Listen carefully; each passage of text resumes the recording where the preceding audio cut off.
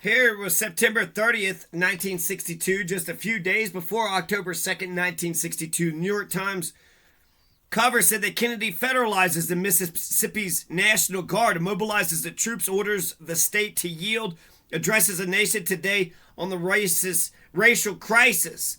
And then 3,000 troops are going to put down Mississippi rioting and seize 200 as Negro attends classes. Ex-General Walker is held for insurrection. Ex-General Walker is held for insurrection. Edwin A. Walker is detained by soldiers near the courthouse in Oxford.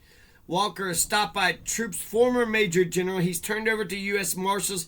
He's being held on a $100,000 bail bond on charges stemming from his role in Sunday's campus riots. Holy shit. Former Major General Edwin A. Walker. Yep, there's a picture right there. And then you have people that's prisoners are marched to the armory in Oxford. So you got this fancy guy in a hat with some troops are, escorting him along, have arrested him. And here you got Brandt, Rockefeller, and Wagner lead Steuben March. Wagner. Oh, shit. Mayor Wagner. Johnson is fined. Federal troops massing at a base near Memphis. So October 2nd, that's pretty huge, isn't it? Senate rejects an aid cuts and ban on help for Reds.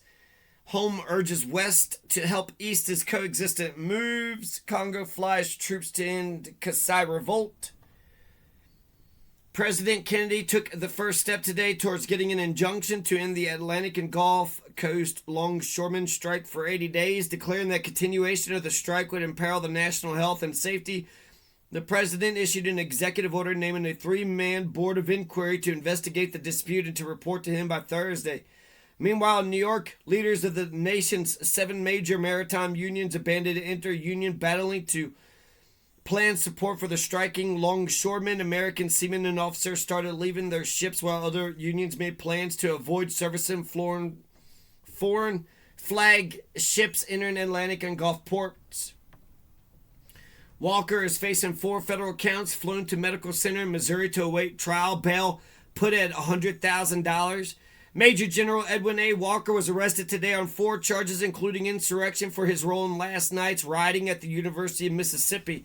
The man who commanded federal forces during the school integration crisis at Little Rock in 1957 was held in $100,000 bail. Unable to put up the bail, he was flown to the U.S. Medical Center for federal prisoners in Springfield, Missouri to await his trial.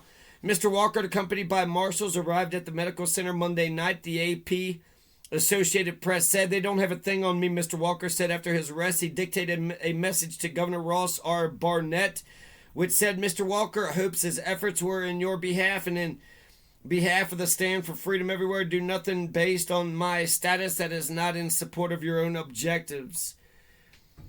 Interesting.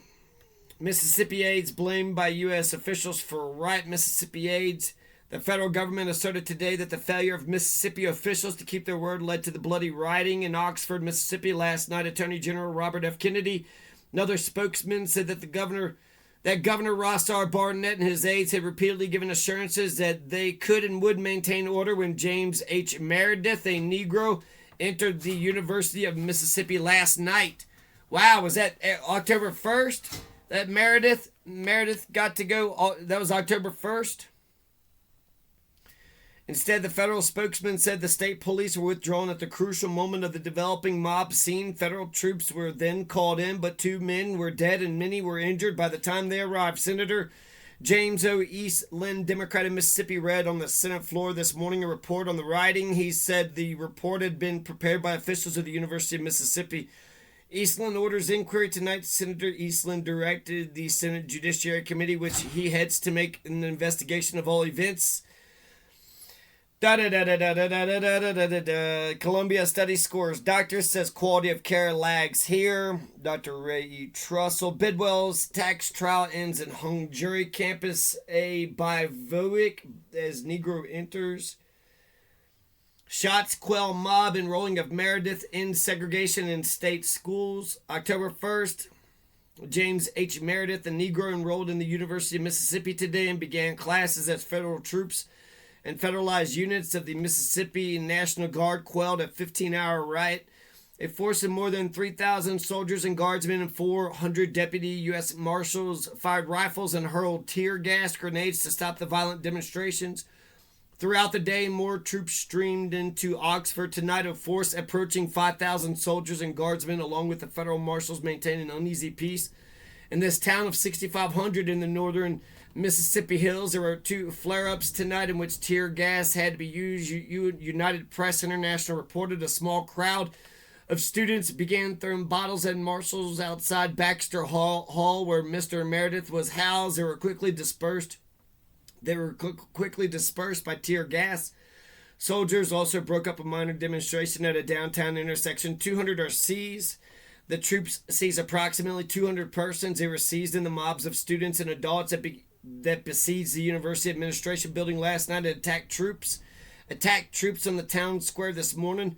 Among those arrested was Major General Edwin A. Walker, who resigned his commission. The university's acceptance of Mr. Meredith, a 29-year-old Air Force veteran, followed Governor Ross R. Barnett's retreat from his defiance of federal court orders that the Negro be enrolled.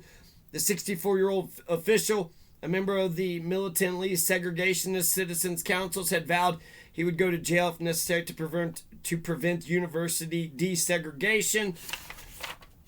Wow, that was exciting. October 2nd.